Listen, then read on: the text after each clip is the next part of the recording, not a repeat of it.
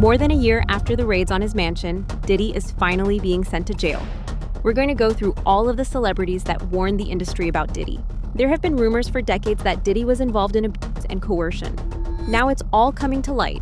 Not only that, but Diddy was only the first domino to fall, and we're allegedly going to see another giant fall soon. Motherfuckers be gay in Hollywood, you never expect it. They be having these big ass mansion parties, and the mansion party, the whole mansion is a party, and then it's a separate party in the little rooms. I ain't been famous that goddamn long. I'm excited in a motherfucker to be at the mansion party. You be looking at all the goddamn rooms, and you fuck around and look in the wrong room and shit.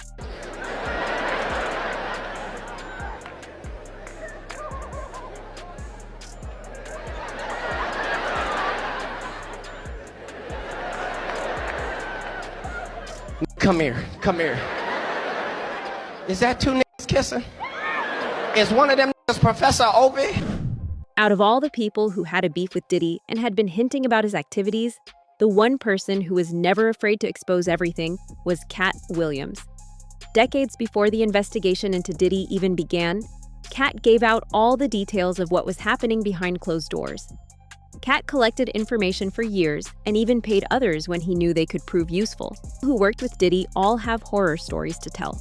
Aubrey O'Day worked with Diddy for 6 years, and she was one of the first women to expose how Diddy was handling the women at his shows. Women were expected to do whatever Diddy asked them to do, and if they said no, they would be fired. Diddy made sure that if you said no to him, your career in the entertainment industry was over. There are so many witnesses. There are so many victims. Now, if or if not there were to be any type of investigation occurring, no victim should be or can communicate with other victims. And so victims are likely not communicating with victims. But a lot of people that know things or that are building things or whatever do reach out, do tell you everything. Sometimes they'll just write everything. I mean, I receive information whether I want to or not. But I've erred on the side of stepping away from the movie that's being made. And I don't mean that literally, I mean that metaphorically. The movie of Diddy that's being painted right now. And I come back to myself, what I know to be true, what I know I witnessed, what I have receipts of. You want to show all your skin, you want to be naked, but the whole concept of Danity Kane was like, when it comes together, it's one. Puff's going hard on the group, and then all of a sudden he singles me out and starts going on and on about how unhappy he is with me, and I just feel like nothing that I do, he's ever happy with. Can I ask a question? What do you want to look like, though? Do you want to look like a playboy, playmate? Do you want to look like you? Puff, I'm done with all of that. No. Like, what do you want to look like, though? I'll tell you. What do you want to look like, though? I'll tell you.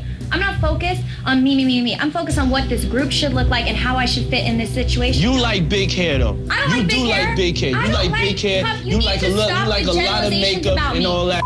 Actually, I don't. I don't like big hair. I don't like certain makeup. I'm very flexible with what you want to do, and I've worked with everything that you've thrown at me. I'm not seeing the flexibility. You gaming me. Aubrey worked with Diddy on season 3 of Making the Band and later became a part of Danity Kane. She was eventually fired after having a fight with Diddy. Aubrey accused Diddy of controlling, grooming, and emotionally abusive behavior while she was under his management as part of Danity Kane. She claims she was removed from the group because she refused to comply with expectations that went beyond her musical talent. You can probably guess what that means. Why somebody would want to fire somebody. Can you give us a little? I wasn't willing to do what was expected of me. Not talent-wise, but in other areas. And were other girls doing? I was the only one that was in those types of positions. Wow. I am a very strict and focused businesswoman because working for Diddy for 6 years trained me to have to be perfect. Working for Diddy? Absolutely. I love Diddy. You know, he's a good friend of mine. He's a good guy. He expects... Is he a good guy? I don't want to answer that Oh, question. wow. I think he's a good guy. I'm going to stick up for him. After Diddy's arrest, Aubrey O'Day posted on her X account saying, "Let this serve as a cautionary reminder to young and aspiring individuals pursuing their dreams. The true warning is not that a jury may doubt your testimony, nor that a court's sentencing guidelines may fail to reflect the years of suffering you endured. The real warning is this: the moment someone in a position of power oversteps your boundaries or demands more than is legitimately required of you, walk away and do not look back. No dream, however bright, can outweigh the pain and exploitation that may follow if you remain. Too often, those who misuse their power, even when exposed, face far fewer consequences than the harm inflicted upon their victims. Protect yourself at the first sign of coercion or impropriety. If something feels wrong, trust that instinct and remove yourself from the situation. Your well-being is worth more than any opportunity. Tell me about the sympathetic days to Diddy. What does that look like when you have a moment of feeling bad for the guy? It wasn't all bad, but I don't know that any of the good was real. Former Danity Kane singer Aubrey O'Day breaking her silence amid Sean Diddy Combs' trafficking and racketeering trial, revealing she is not going to testify. I was contacted by Homeland Security, and I did have a meeting with Homeland Security. At any point did they tell you, we're considering you to testify, we're considering your evidence that you've given us in the trial? They tell you keep discretion with your meeting with us, obviously, because the trial has taken place. Some people saw that you were going to be in New York, and they immediately started jumping to conclusions. Are you here to testify in the Diddy trial? No, I'm not here to testify for the Diddy trial. Instead, the singer will cover the trial for a podcast produced by Amy Robach and TJ Holmes. Is he a threat to people if he is out of prison? I can give you a few examples of why I would lean toward yes on that. I could be here all night telling you about my experiences. I could write a book one day, and I probably will. In a statement to ET, Aubrey says, quote, "While I have not currently been asked to testify, this trial is long overdue, as I've been speaking the truth about Diddy for 20 years now." Adding that my sincere hope is that justice will prevail and for there to be further systemic changes within the music industry to prevent all forms of abuse from those in a position of power. Another artist that Diddy brought up and practically shaped into a star was Usher. And let's just say that Usher's time with Diddy wasn't as innocent as you might think. The result of being around that man, Sean Puffy Combs, I don't sleep to this day. I have a problem sleeping to this day. Like, yo, man, I'm here to work, man. I ain't sang in a week. I mean, I'm 13 years old, and I'm telling him, look, you're gonna put me in the studio, man. You got Biggie Smalls in there, you got Craig Mack in there. I'm not here to party with you. I don't want to go to the clubs. Matter of fact, I'm too young to even be in here. Why you got me in clubs? We would fight, we would tussle. Recently, Usher himself talked about Diddy and what he remembered living with him was like. In an episode of The Howard Stern Show, Usher said that Diddy introduced him to sex when he was just 13. Diddy was taking Usher to sex clubs and orgies. Moved to New York City. And I lived with Sean Puffy Combs for a year. That's the crazy thing. Now, that was L.A. Reid's idea, right? We're sending you over to something called Puffy Flavor Camp. There you go. To learn Flavor some... Camp? Yeah, Flavor that's Camp. what it was called. And you're going to go to Puff Daddy's. He's going In the 90s. Do you understand what that's like? Puffy's place was like just filled with chicks and orgying like nonstop, right? No, not really. I mean, but hey, it was curious. I got a chance to see some things. Yeah, but you were 13. What were you seeing? I went there to see the lifestyle. Right. And I saw it. And it was but I don't know if I could indulge and understand what I was even looking at. It was pretty wild. So nobody tried to, some woman didn't come along. I didn't say that. Okay. I didn't say that. What I did say is that there were very curious things taking place. Uh-huh. And I didn't necessarily understand it. Uh-huh. Biggie Smalls was there. Biggie Smalls was there. Lil' Kim, Craig Mack. All these people are hanging around. Yeah, man. Faith Evans, And your parents Jodeci, were Mary okay? J. Blige. They didn't know nothing about this. Oh. I was having a good time. You know what I mean? Does he have you doing any chores? Are you doing dishes at all? I mean, to keep you humble somewhat? Or are you just like, can you stay up till 4 a.m. with them and party? I mean, I could. I actually stayed up longer than them. And do you have money? What's going on? I mean, I had like per diem. Yeah. I had like, What like a a living. life. Yeah, it's pretty crazy. 14 years old. You're a dad now. Would you ever send your kid to Puffy Camp? Hell no. See? Gene Deal was Diddy's bodyguard when all of this was happening. And according to him, it was common knowledge in the industry that Diddy was involved with Usher. Allegedly, one time, Diddy was so rough with Usher that Usher had to go to the hospital. There are reportedly medical records that confirm this, and other celebrities started avoiding Usher after this. If you don't mind me asking, because I know the topic is sensitive, what happened to Usher? I heard about some music executive from the industry back in Harlem. You know, I heard it from some music executives back in Harlem. And I'm not gonna speak on their name. They doing programs and everything like that, and they may be doing something, they may speak on it themselves. But I heard it from some music executives. Where did you hear? Bro, you know how people be talking and we was around some people, something like that, and then some people might say, yo, I don't F with that dude. And at the time, I didn't even know who the F Usher was. You know what I'm saying? It was one of those type of situations. And when somebody say, yo, man, I don't F with them niggas, man, I'm getting out that industry and everything like that. You know, Puff sent this little kid to the hospital. How he sent him to the hospital? Man, nigga was bleeding from the butt. And that's what was said. But I didn't even have a name for the kid at the time. Then you heard, and that's what happened. Perhaps the worst part about the Usher situation was how this abuse wasn't just limited to Usher. To escape Diddy's abuse, Usher brought in someone else to take his place, and that someone was Justin Bieber. Justin worked with Diddy at the start of his career and was even sent to live with him.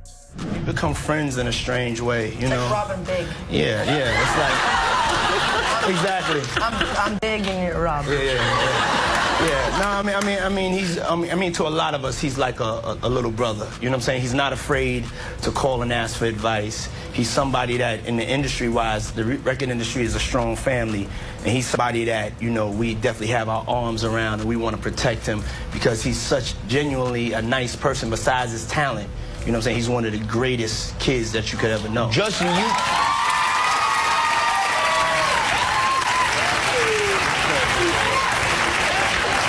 You know, Diddy bought his son a Bentley. Maybe, you know, he could buy you one also while you're He out. got me a Lamborghini. Oh, well, that's nice. I haven't gotten it yet, though. Yeah, I know. When is that coming, that Lamborghini? We talked about this last He time. had the Lamborghini for a day or two, and he had access to the house, and he knows better than to be talking about the things that he does with Big Brother Puff on national television. Apparently not. Some things, everything ain't for everybody. What's up, man? You good? I'm good. How are you? All right, young brother, everything's good? Everything's Selling great. out arenas and everything? Starting to act different, huh? No, you ain't been calling me and hanging out the way we used to hang out. Well, I mean, you try to get in contact with me, you know, through all my, partners and whatnot. Mm-hmm. But you never really got my number, so. Right. Okay. My number? Yeah. I'm gonna tell you my number. Yeah. It's 55. Several people in Diddy's circle have come out and confirmed this. One of these people was Jaguar Wright, who used to be a background dancer for Jay-Z.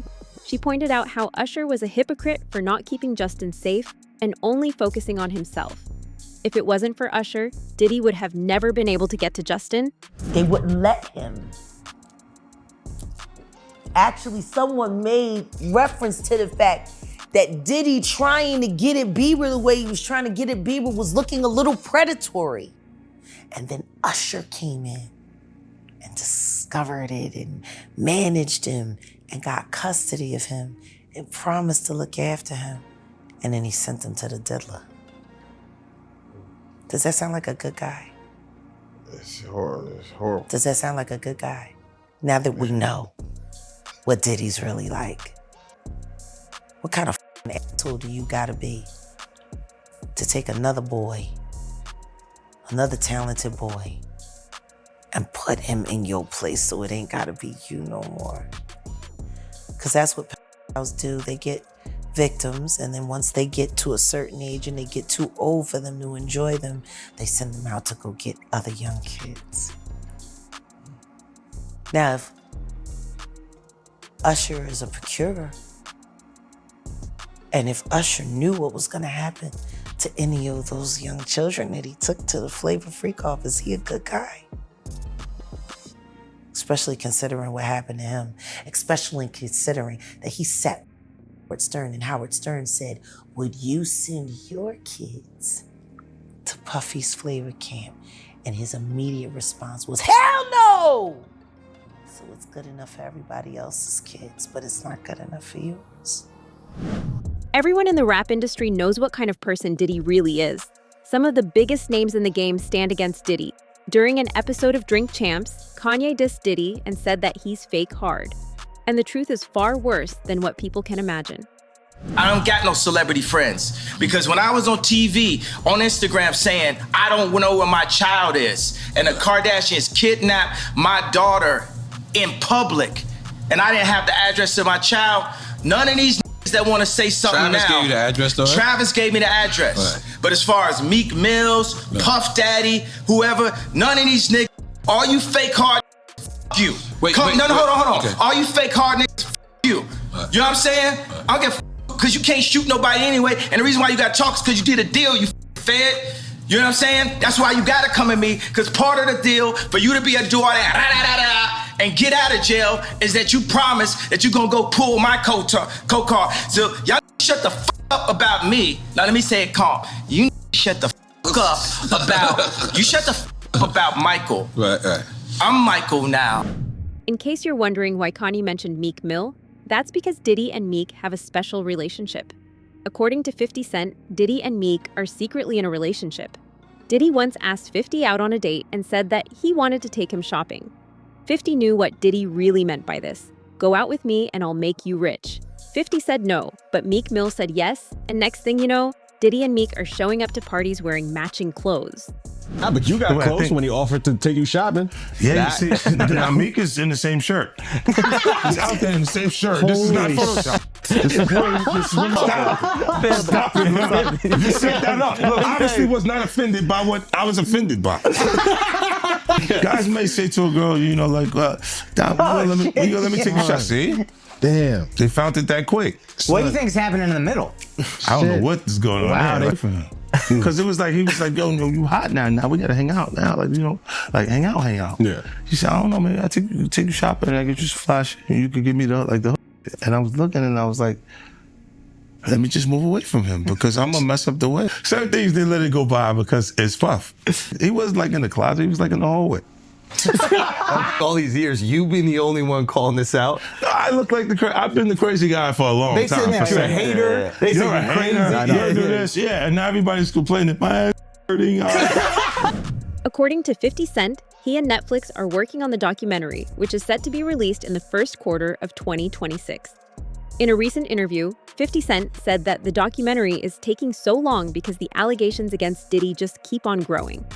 In his own words, it's a difficult project because every day there's new accusations coming out. It's new things that happened. So it's become an octopus with so many powers and so many things going on. One person who was always anti-Diddy and was always speaking about Diddy as a problematic person was 50 Cent. And it turns out that it's just been announced that he's created a docu-series on Netflix. I can't wait to see this. The other end of that, every person who has tried to speak out about this, who has tried to speak out about the industry, the type of people that are controlling the industry, the attacks that people face from the media if they try to speak out is always the same. They're called crazy. And an example of one such individual who went through those sorts of attacks is the actor Orlando Brown. He was on Disney, and I remember everyone telling us that he was totally insane and deranged when he was saying a lot of things that at the time sounded crazy, particularly about Diddy. Take a listen. The requirement is you gotta say no to Diddy. If it's new booty in the building, you know he gonna get it. Don't take your girlfriend to a Diddy party. You can take the but he won't you. Diddy, to me, is the fall guy. We are still seeing a major effort to protect the big names, just like with Jeffrey Epstein. You and Puff haven't liked each other business-wise for a long time. Well, that's why. It's only business. It was really, away from that, I explained why I didn't hang out with him, right? Because it's a little fluffy stuff going on. It's not your scene. It's not my stuff. Not your scene. They hug you from the front and the back at the same time. I got uncomfortable with him because the way he was acting to try and get me to hang out with him was like, yo, I'll take you shopping. Like, and I'm like, what you mean? Like, that's something you say to a woman you're attracted to, maybe. Right. It's just weird, bro. Like, and now you start to see a lot of the weird stuff that was there. It looks like it all lines up, don't it? It was not in the closet. It was in front of you and you wasn't seeing it because you see the beards. Or you see the girls. So you didn't look at them the way it actually is to a degree. And when I say people respond, how people respond to things matter, like the internet will take to it and just go off with it. Meek responds being the uncomfortability. He goes, yo, nah, I'll spend $100,000 to find out why my name is in this like this. And it's in it only because he's uncomfortable. You don't hear him talking about French. French was right there. Right? Why you get so quiet? You guys make me feel like I'm scared. Well, no, I mean, there's a lot. There's a lot. No, they see this. You see this. They see this. He said, see this. Dawn Richard, who is a member of Danity Kane, same as Aubrey, and later part of Diddy Dirty Money, accused Diddy of sexual assault, abuse, and threats during her time working with him. In 2024, Richard filed a lawsuit alleging that Diddy sexually assaulted her and that she had witnessed Diddy assault Cassie. Dawn was one of the first women who supported Cassie and backed her up. Singer Dawn Richard testifies that Sean Diddy Combs hit Cassie Ventura with a skillet full of eggs. Danity Kane alum Dawn Richard, who began working with Sean Diddy Combs while competing on his show Making the Band in 2004, took the stand after Cassie wrapped her testimony May 16th. Richard joined Combs' group Diddy Dirty Money after Danity Kane disbanded. While on the stand, she told jurors that she saw Combs hit Ventura with a skillet full of eggs at his Los Angeles home in 2009. Richard testified per NBC News. He came downstairs asking where his phone was, and he threw her to the ground. Richard added, "I was scared for her. I was scared to do anything." Richard's testimony in Combs' ongoing trial comes 8 months after she accused the rapper in a lawsuit of subjecting her to years of inhumane working conditions, which included groping, assault, and false imprisonment. The lawsuit, filed in September, obtained by E! News, stated, Mr. Combs frequently held meetings with Ms. Richard wearing only his underwear, despite Ms. Richard's protests and repeated requests for him to put on clothing. In her filing, the 41-year-old also alleged that Combs ordered her to strip down to her underwear, made demeaning remarks about her body, and entered her dressing room unannounced while she was unclothed, and touched her without her permission under the guise of showing the stylist what to do. Cassie's lawyer said that with Diddy behind bars, Cassie can finally feel at peace. Before Diddy's sentencing, Cassie wrote a letter to the judge saying that she feared for her life and what Diddy would do to her if he got out. For at least the next 2 years, Cassie is safe. Cassie Ventura is moving forward. After Sean Diddy Combs was sentenced to 50 months in prison for 2 counts of transportation to engage in prostitution on October 3rd, his ex reacts to U.S. District Judge Aaron Subramanian's decision in a statement from her lawyers. The attorneys tell E! News, while nothing can undo the trauma caused by Combs, the sentence imposed today recognizes the impact of the serious offenses he committed. They add, we are confident that with the support of her family and friends, Ms. Ventura will continue healing, knowing that her bravery and fortitude have been an inspiration to so many. Ventura was in a relationship with Combs on and off from 2007 to 2018. In addition to his over 4 years in prison, Combs was handed 5 years of supervised release and a fine of $500,000. Ahead of his sentencing, Combs, who was acquitted on sex and racketeering charges during his federal trial, expressed remorse for, quote, all of the hurt and pain he caused others through his conduct in a letter to the judge. He wrote in the filing, obtained by NBC News October 2nd, I lost my way. I got lost in my journey, lost in the drugs and the excess. Sources are already hinting that another huge name in the industry is about to get exposed, someone who's been hiding in plain sight, pretending to be untouchable. And when that name drops, it's going to shake the industry even harder than Diddy's fall did. Make sure you're subscribed, because when the next one goes down, we'll be right here to break it all down.